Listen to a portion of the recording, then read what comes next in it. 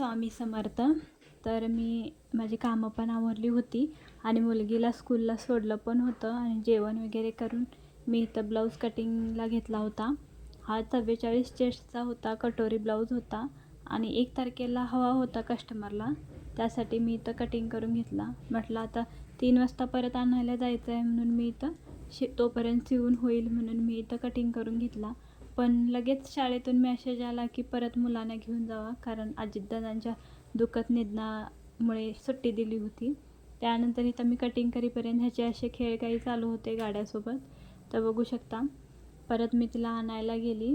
म्हटलं असाच टाईमपास झाला माझा म्हटलं आज, आणि मी इथं खिचडी भातचा बनवला कारण कंटाळा आला होता भरपूर म्हणून.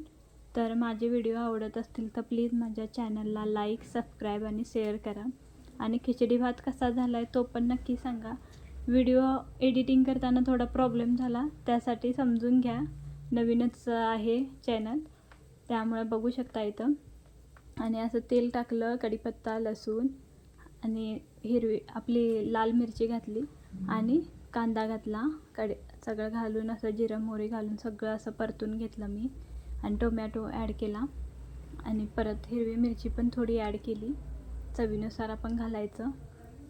आपणाला जास्त तिखट हवं असेल तर तिखट घालायचं, नाही तर नाही. तिखट घातलं, मीठ, हळद आणि इथं तूप आहे हे काढून घेतलेलं मी आणि वरून असं भातावर तूप सोडलेलं आहे. तर बघू शकता